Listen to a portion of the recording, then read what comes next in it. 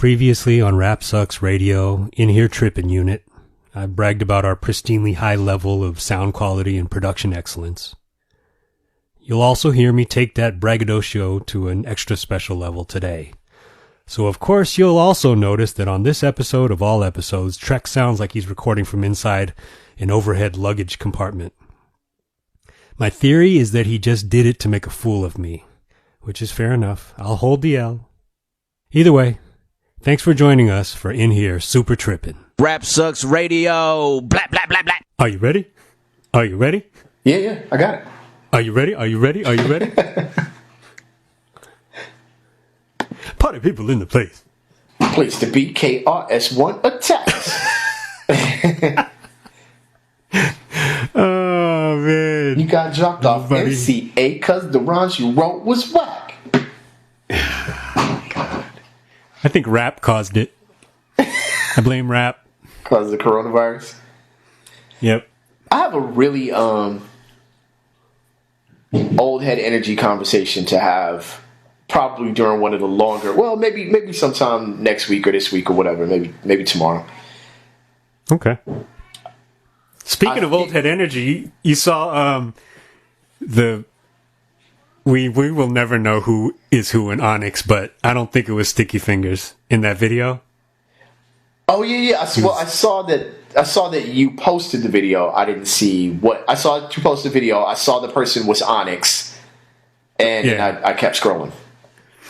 By the way, if he wasn't wearing an Onyx promotional sweatshirt, would you have known he was in Onyx? Yes. Yeah. I think it was Fredro. We're great, by the way. Fantastic hip hop. I mean, our knowledge of hip hop is awesome. Can we not pretend can we stop pretending on this show and otherwise that Onyx was like this huge staple in hip hop? Like, yeah, definitely an iconic group with regards to crossover success with raw music. Absolutely. Oh, we definitely can because I guarantee you nobody else is pretending that. Okay, cool. Because it's often discussed, and I'm always like, wait a minute. Oh, is it? Yeah, I feel like it's just us. Like, occasionally when we're having these conversations. So here's the rundown. I guess that's the opening question. Okay. Real quick. Now, and it sounds like a longer topic, but the opening question will be: what defines an iconic hip hop artist or group? Like, give me three things that you say would define, would make a iconic hip hop artist or group. Classic debut album. All right. Solid stage presence, and they died from COVID. So, excluding the third one, well, I'll say, well, Nas' stage presence improved over time, right? Like, I'm trying to think of ways to debunk that. But anyway, okay, so Onyx had the classic debut album. Onyx had the solid stage presence. Solid debut album. Solid debut single, maybe.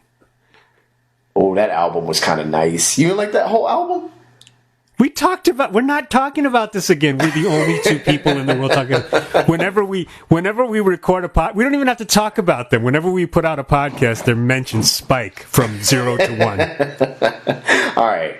Okay. I'm just saying, I don't know where to categorize groups like Onyx or. Yeah, they're dope. They're cool. Yeah. But I'm saying on a scale of because I feel like a group specific, they're above Gravediggers. I mean, not as individuals. Gravediggers as individual artists, they're not above. But I'm saying Gravediggers as a group versus Onyx as a group. You know what I'm saying? You're about to catch that Prince Paul smoke. You don't want that. No, I don't want that Prince Paul smoke. I don't want to clear those samples. But the other thing.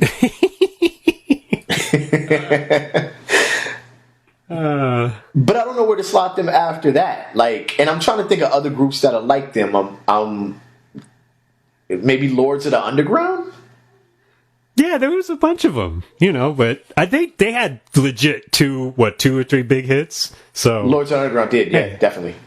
Well, them too, but yeah, Onyx, like if Throw Your Guns comes on, like I'll make a little face for a little bit, but then I realize that at my age, it's pretty corny to be just like, oh, really? Like, I mean, probably one of the best. Although I still say the best intro to a verse I feel like I've ever heard was Opio just starting off a verse saying "You're irresponsible." I just thought that was hilarious. Wait, was he talking about them? No. Oh, okay. But let's start some 30-year-old non-existent beef. Oh, dude. He said, "Your energy's about to be old in 25 years."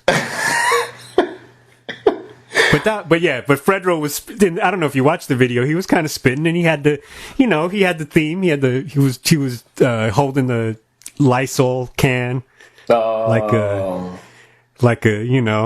that dang. Oh, okay. Getting, but Yeah, man, it happened. What up, y'all? You were live on Rap Sucks Radio with your homeboy Trek Life and your fam, Kev Sakota.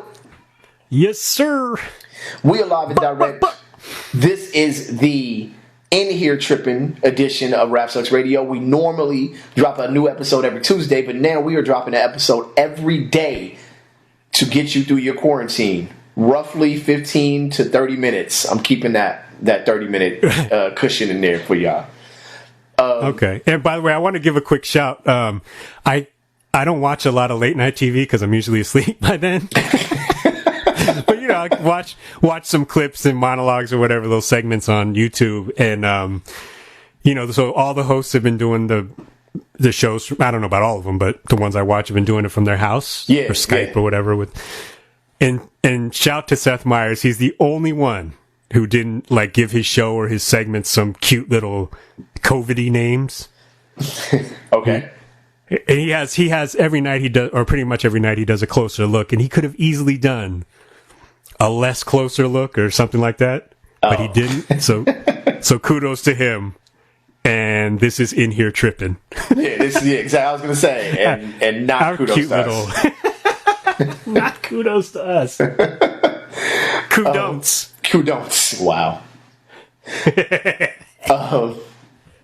That's crazy though. They've been able to video conference effectively for a nightly show. That's what I was talking about yesterday. Is that we're built for this right now. Yeah. I mean, granted, we're not doing any. I don't think they're doing anything live either. But the news people, I feel sorry for them. Yeah, because they're. Yeah. If they're coming live, it's like that's a recipe for disaster. but no, even these late shows, if they put it in the can and then they broadcast it, but it's terrible. Wow. The quality's terrible. We actually probably could do a live show at this point. In Here Trippin could be live if we really wanted to. If we wanted to, but do we? Does anyone need it? Are the streets asking for that? I don't think so. I think the streets are always asking for more Trek Life. That's my belief. But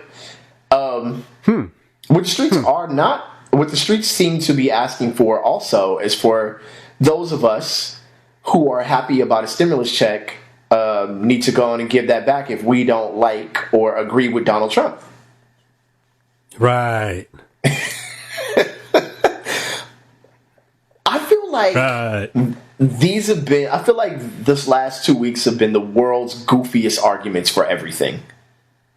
Goofiest. I think it's one of the dumbest things I've ever heard in my life. I'm like...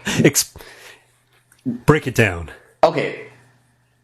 For those of y'all who may listen to this show and say, you agree with that. If a person does not agree with Donald Trump's every move or most of his moves, they should return the check. First of all, do y'all think that he's Venmoing everybody out of his own account? Is this a Cash App thing? It's not his money, fool. You're not giving it back to him. You know what I'm saying? We're pretending give the money back to Donald Trump there. Donald Trump be actually, well, thanks, but this isn't really mine. You know what I'm saying? Second of all, it's your money, fool. Yeah. It's your tax dollar. You know what I'm saying? So what are you talking about giving back? If I worked and this is part of the, surplus tax return that gets paid out, run me my bread. Whether I agree with you or not. You know what I'm saying? Yeah, there's all kinds of reasons. Like if you were walking down the street and you saw somebody drop $100 bill, and you are not a complete jerk, you might be like, if you kept it, you would at least feel bad. But, if you're a decent person, you probably tap them on the shoulder. Not now, because social distancing. Right. Don't do it now. Just keep the money. Yeah, don't even pick it up. Just be like, yo, you dropped your, Right, actually, you dropped your money back. Don't even pick that. You need a glove for that. Yeah, but this conversation is like if you picked it up and then didn't say anything to the person, and someone's walking right behind you, and you put it back down on the floor for some other idiot to take. It's like, no, get your money. Be responsible. Right. And the money is for. And me and Six was on the phone today. With the send me tinfoil hats and the X-Files music playing or whatever, but. No, but I'm trying to figure out what people also think the purpose of this money is, right? It's called a stimulus. That's what people are calling it. It's the coronavirus bill, but ultimately it's been described as a stimulus, right? Mm-hmm. Who do you think this money is supposed to or what do you think this is supposed to stimulate? You? No, you're supposed to spend this money, clownfish. This is... It's to stimulate the economy, right? You know what I'm saying? It's to help people be able to pay for things. Because if you don't pay for nothing, if I'm mad at Trump so I don't pay for nothing, then you lose too. Like, it's a weird conversation. It's one of the goofiest. I'm like, yo, be quiet. You know what I'm saying? You do better to just be quiet. I was a fan of Obama as a president. I definitely had questions of some of the things that he did. But you know what, man? I didn't really trip when people didn't like what he did. I just felt, well, that's your opinion. You know what I'm saying? And you can express your opinion at the voters' booth. But to be running around trying to put out every fire about every time somebody says anything about a president you like or a politician you like or a basketball player you like or anybody, man, just sit down. Just sit down. You know what I'm saying? And watch me spend my bread. Yeah. Well, it's funny that you mentioned, conversation around athletes, because if you have an athlete that is a true superstar, they're still not perfect, right? And you're right now, what you're being is the goofy person who on that one off night they have, you go bananas. It's like, shut up. Or the team, they had a bad night, shut up. Right. It's like, and this dude is a losing team. And just about every time he takes the field, he says something silly or does something dumb. And so, you want to write. And so you're just looking for something just to be counter. You want to be that guy just for no in the reason. Conversation. Yeah. Yeah. And by the way, I went through the whole diatribe, but if he would have done his job literally 2-3 months ago, and listened a little bit, you would have made a lot more. I don't care what you do and what line of work you're in. You would have made infinitely more money than that check is going to represent to your bank account. Thank you. Period. And I'm saying, I'm saying that you cannot, whether you like him or not, whether you love everything about him, which I think a lot of times in recent years, I don't remember people doing this with George W. I do remember it slightly with Reagan, but I was really, really young, so it might have just been my perception. You know what I'm saying? Yeah. Mm-hmm. But people really are holding on to these presidents like actual famous actors, stars, actresses, athletes or whatever. And that's not how anybody should view a public servant. You know what I'm saying? Mm-hmm. There's, if LeBron James puts the basketball through the hoop and scores 50 points and my team wins, there's an ending to that. It's over. The game is over. Right. The score was 107 to 100. I get free tacos because I was at Staples Center. Boom. You know what I'm saying? But, if he misses some game-winning free throws and they lose, then I don't get no tacos. A new game is on the next night, and that's what happens, right? If a public servant makes a mistake, misses some game-winning free throws, we all suffer. The people who like the public servant suffer. The people who don't like him suffer. This is not like your favorite actor or actress or your favorite athlete. This is an actual public servant. And I don't care who we're talking about. I don't care if we're talking about the elegance of Obama or the bumbling idiocy of Donald Trump. to view these people like stars and have this like reverence is completely anti whatever democratic system you believed in to begin with. You know what I'm saying? I'll put it this way. Around, and this was a different time without social media and all that. And if social media was, in the aftermath of 9/11, what it is now, and I was the same, had the same mentality and stuff, which I think I did politically. I remember thinking to myself and maybe saying to some close friends, after 9/11, that, George Bush, you could have gone back and said, he had some intelligence that could have maybe helped stop it. Right. Right. I don't think I think that, you start to verge on the conspiracy theory-ishness of it all. But it's not indisputable. Like that's there's a case to be made for that position. But him, Giuliani becoming America's mayor after 9/11, Chris Christie after Sandy, even after Hurricane Sandy, right. they it's what I'm getting to is that the reaction that I had was, oh, that's cool. That's good that they're doing that. Whether or not that I agree with them in general or not, it's like, oh, that's good they're doing that. But then, in my head, it's like, it's kind of hard to make the bad move when the path is so clear. Things are so bad, literally you have nowhere to go but up. Right. And you're here you're here with the most power of anybody in your position to be able to direct resources and personnel to do the right thing, to take us from rock bottom to up, wherever up ends up being, right? Right. And that's not to take anything away from how hard that it is for any person to be in that situation. Because like you said, we're all just human, right? Everyone makes mistakes and screws things up. But yeah, man, this dude is like one. It seems very evident that he didn't pay attention, and he says a different thing every day. He ignores everybody. It's like you know what? I get the mentality, but the reason I brought up those past situations, 9/11 and stuff, is that I wasn't out there talking trash. Yeah. Yeah.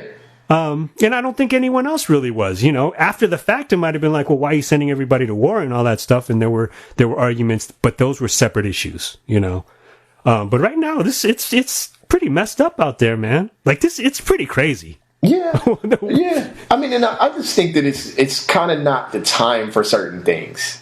You know what I'm saying? Right. Like it's just not the time to bicker and argue with the media. Like, and I understand. Like I said, we had this conversation a couple episodes ago. The media is going to ask you difficult questions. They might even rib you or test you or whatever. But be a man. Just be a man in your position and leave it at that.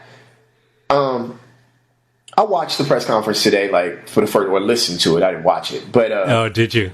I did. And there were some things that I was like, come on, man. Like, who cares about fake news right now? Like, I don't care. You could shorten this exponentially by just responding to the question and saying, hey, this, that, and the third, and leaving it at that. And sometimes he did. Sometimes he controlled himself and was like, I don't have an answer to that, or not those exact words, but basically he didn't have a clear answer to it, or it was a question that wasn't pertinent to what is being discussed in the moment, right? But at the end of the day, just knock it off. You know what I'm saying? For the people who love and are excited about it, just knock the whole give the check back thing off. Just knock it off, right? Like, you should have some basic understanding of economics. You don't need to know everything, but let me just throw this out there at you. If you thought that money wasn't a idea or a theory before this moment, you should know that now. And I'm going to tell you why. Out of nowhere, $3.5 trillion appeared for you. Out of nowhere. The federal government threw 1.5 towards the stock market, and now we got 2 trillion going towards stimulating the economy and basically bailing out the average citizen. Now, $500 billion of that is carved out for corporate bailouts. Corporate bailouts, by the way, that don't have known restrictions. And that your president said, I'll be the guy to handle that. Basically, I'm paraphrasing. Yeah, he said, I'm the oversight. I'll be the oversight. Right? Like, I bet you will. Yeah. Come on, fam. The dude with multiple bankruptcies, the dude with a college that was basically a turned out to be damn near a money scheme. That's the dude that's the oversight. I'm not, look, love him to death. Love everything about him. But at the same time, you do have to ask some legitimate questions. Ask him some legitimate questions. Like, so you're the oversight? Right. That's the answer? To $500 billion. That's the answer. Yeah. And nobody's stop acting like just because we point out or that anyone who regardless of what level you dislike this dude, just because you point out that he did something stupid or said something stupid or is stupid, it doesn't mean that you're some sort of like idealist or whatever. It's right. Like it's the way stuff goes, man. We get it. So, and I'll also grant that people are posting memes like, all this time we could have had free healthcare or checks for people, $1,000 a person and laptops for kids or whatever it is that, cities and are figuring out ways to make do with the situation we're in, and a lot of that is spending that they weren't anticipating, right? Right. I don't know. I forget exactly how the meme went, but it's stuff that it's like, no, that wouldn't have happened if we weren't all getting sick and we weren't all staying at home. It wouldn't have. That's not how the world works. So stop that too. But there's only one dude that's supposed to be in charge. And yeah, the fake news thing, it's like, dude, if you didn't say something different every single time you're getting on the mic every day and you're with your team and your team's saying the same thing every day. The only thing that's changing is it's getting worse. Right. And they have to say it either they have to say it a little stronger because it's getting worse, or they're trying to dial it back so you don't say something even sillier. But you're saying different stuff every day. One day it's a hoax, the next day you always knew it was going to be a pandemic. And then you want to call someone else fake news? Come on, I'm man. saying it just that deserves questioning. No matter who it is. You know what? Make it President Ice Cube if you want to. If it was exactly the same thing, you should question that. You know what I'm saying? It just comes down to your ability to critically think your way through these things and attempting to punish people who disagree with your view of politics is just dumb. And that's what your president does almost on a regular basis. You know what I'm saying? You know what, this is what I'll give to America, though, is I gotta believe that now that everyone's home and they're watching him every day, because it's not a lot else to watch. Approval right, ratings are through the roof, though. Yeah, and I'm not paying much attention to it, but I have to believe that at least when he says the dumb stuff, people are like, really? Even the ones who like him. It's a few, I don't know. Yeah. Whatever. And I imagine people are getting tired of it. But at the same time, I just think if you view the stimulus, nobody's going to love it. And I think that is what makes any bill great, any political situation great. If I don't love it and the people that think completely opposite of me don't love it, then I'm like, okay, I kind of trust that. You know what I'm saying? That's what I always taught is a great deal is the one where no one walks away with everything they wanted. But I didn't write the art of the deal. I'm not that dude. Well, I will throw this out there real quick for those people that are questioning the bill. 75,000, I believe, is the threshold. 75,000 a year is the threshold. I think anybody who makes above 99,000 a year is out. You're not getting a check. And they're also trying to add $600 to unemployment. So in California, unemployment max is $450 a week plus $600. So the idea is that would incentivize people not to work And I'm like, I don't think that that's true at all, because you can only collect unemployment for so long on top of that too. So I don't know. Yeah. But these are things that I think, more than anything, fact check what I'm saying and view for yourself, because at some point they're going to come up. It's inevitable that they come up with a coronavirus bill. It's inevitable that it pays out the public and it pays out corporations, and it assigns some money for small businesses like this one does, etc. You know what I'm saying? Yep. But the idea of punishing a person because they don't like the president that you like, that just shows how stupid you are and how far down the idiocy can go. You know what I'm saying?